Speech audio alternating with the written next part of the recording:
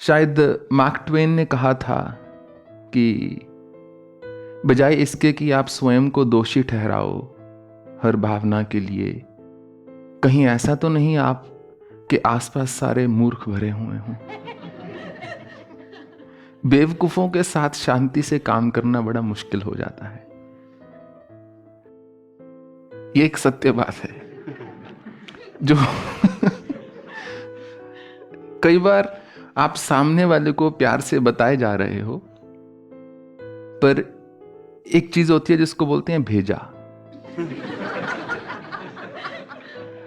वो उन्होंने कहीं भेज दिया होता है।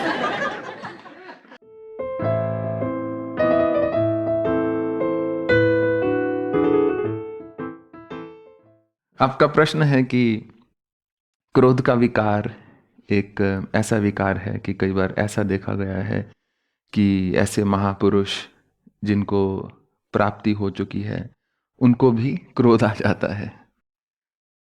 तो ऐसा क्यों? या तो उस महापुरुष को प्राप्ति नहीं हुई, या वो महापुरुष नहीं है,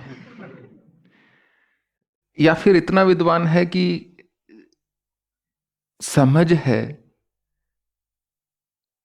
कि किस अवस्था में, किस अवसर पर, किस व्यक्ति विशेष के साथ किस भावना को प्रकट करना है।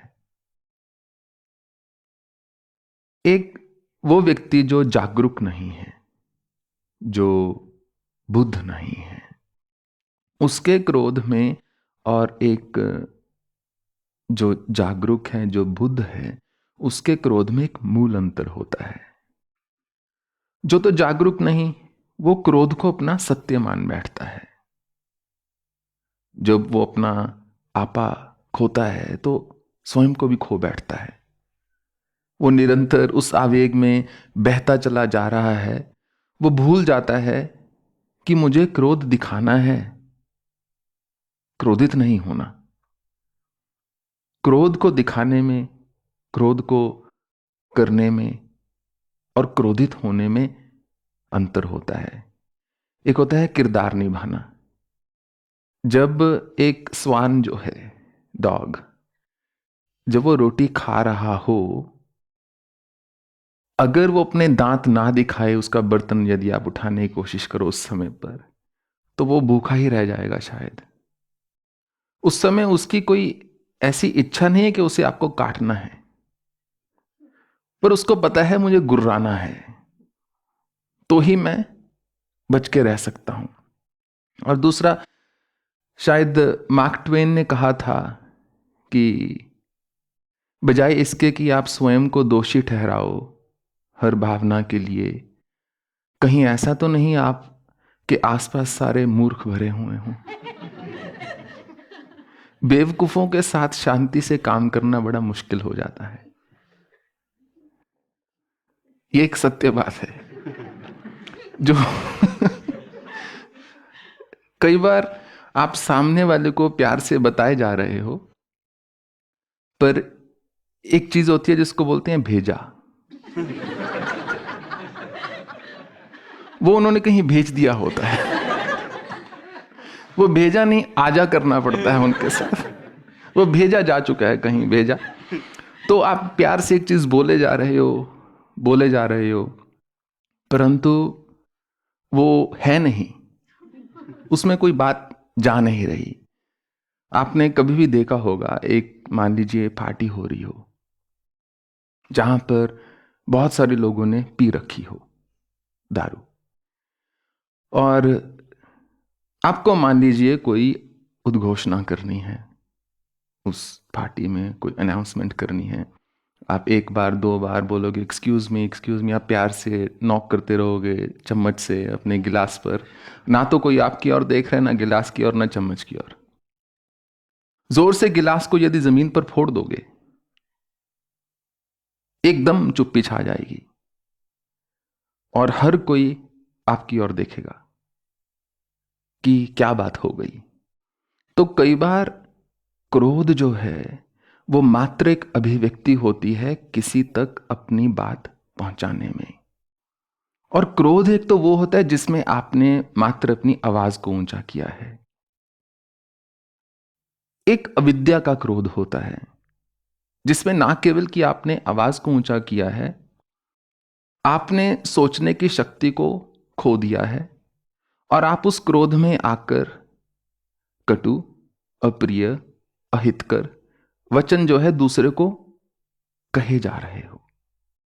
अगर एक माता या पिता अपनी बेटी या बेटे को क्रोध से कहें कि पढ़ लो, कि अगर तुम नहीं पढ़ोगे हम तुम्हारे खिलौने ले लेंगे, वो क्रोध अलग है।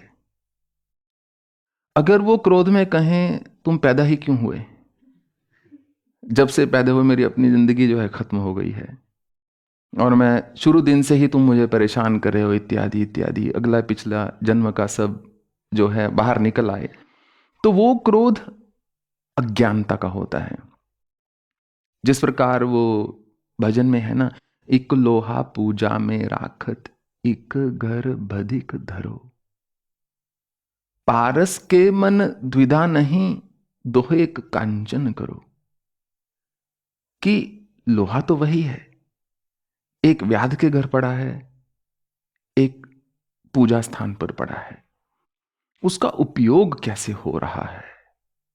और जैसे मान लीजिए, आपको पता है मेरा जन्म पंजाब का है, पंजाब की भूमि में 10 ऐसे श्रेष्ठ गुरु हुए जो जब उन्होंने देखा कि रण की आवश्यकता है, युद्ध की आवश्यकता है, कि हमें लड़ना है, कि प्यार की भाषा जो है समझ में नहीं आ रही, तो उन्होंने उस शस्त्र का, उस भावना का प्रयोग किया जो उस काल में जिसकी आवश्यकता थी। तो क्रोध अपने आप में बुरा नहीं है, बुरा है कि ना समझते हुए यदि कुछ किया जाए। एक मनोवैज्ञानिक प्रयोग किया गया, एक कमरे में 8 बंदर बंद कर दिए गए, कोई भी यहां नहीं है उनमें से, और ऊपर एक सीढ़ी लगाकर ऊपर केले टांग दिए गए। अब बंदरों ने देखा केले टंगे हुए हैं। एक बंदर ने फटाफट सीढ़ी चढ़ी, जैसे ही केलों की ओर हाथ डालने की कोशिश की, एकदम बर्फीले पानी से निचले जितने भी बंदर थे उनको नहला दिया गया। वो कांप गए, सिर उठे बेचारे। तो दूसरी बार फिर एक बंदर ने चढ़ने की कोशिश की, नीचे जो 7 बंदर थे उनको फिर एकदम ठंडे पानी से नहला दिया गया। बड़ी विचित्र बात है, बंदरों ने कहा कुछ ऐसा है कि जब ये बंदर सीढ़ी चढ़ता है हमको ठंडे पानी से नहला दिया जाता है और ये बड़ा कष्टप्रद है। अब तीसरी बार जब बंदर चढ़ने लगा, उन्होंने उसको खींच लिया। उस बात को 1-2 दिन बीत गए। 2 दिन के बाद एक बंदर फिर उसने चढ़ने की कोशिश की केले देखकर, और नीचे 7 बंदरों पर बर्फीला पानी फिर से छिड़क दिया गया। जब ऐसा 6-7 दिन हो गया तो बंदर केलों को निहारते रहे, पर किसी की हिम्मत ना हुई सीढ़ी चढ़ जाए। अब 7 दिन के बाद उन्होंने क्या किया, जो मनोवैज्ञानिक थे, उन्होंने उसमें से एक बंदर को बाहर निकाल दिया और बद्रिकाश्रम भेज दिया और एक नए बंदर को वहां रख दिया जिसको कि कुछ नहीं पता था। बड़ी संयोग की बात है, वो बंदर बद्रिकाश्रम से ही गया था। तो ये घर की कहानी है, इसलिए मैं ज्यादा परिचित हूं। तो वो अब बंदर जो नया वाला गया है, वो जाता है, देखता है कि ऊपर केले टंगे हुए हैं। वो जैसे ही सीढ़ी चढ़ने की कोशिश करता है, ये लोग अब ठंडा पानी नहीं डालते उसके ऊपर, पर 7 में से कोई भी बंदर इस 8वें बंदर को सीढ़ी नहीं चढ़ने देता।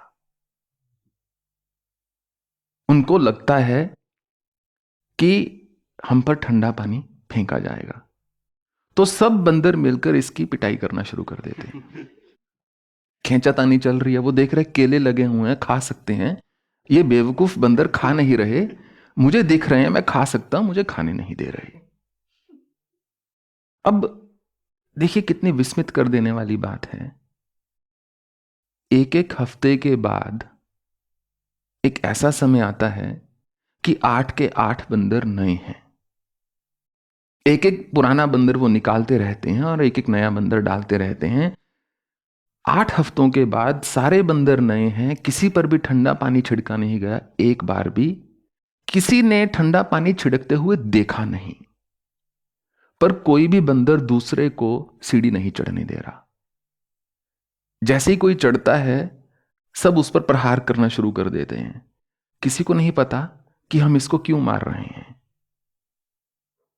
सब नए बंदर हैं, ना तो किसी ने पहले किसी को पिटते हुए देखा है, ना ही ठंडा पानी फेंकते हुए देखा है, ना ही किसी प्रकार से किसी कष्ट में देखा है।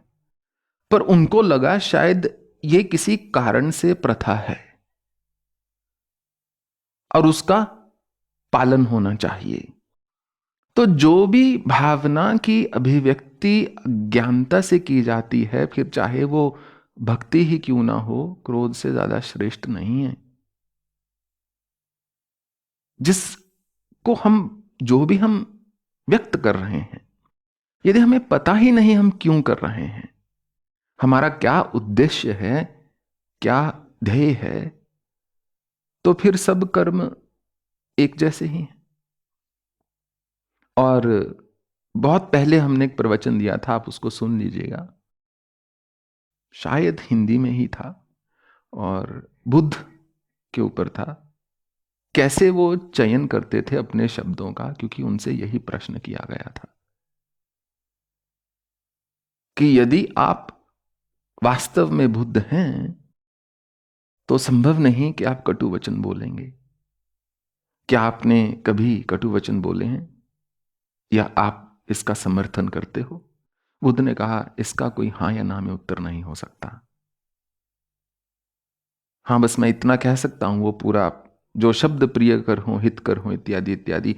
परंतु बुद्ध अपने शब्दों का चुनाव सोच विचार के करते हैं, क्योंकि तथागत के मन में सब जीवों के लिए, सब जीवों के प्रति हृदय में करुणा है, दयालुता है। तो भाव कई बार सांप को फुंकारना पड़ता है, नहीं तो रौंद दिया जाएगा। यही हमारा उत्तर है।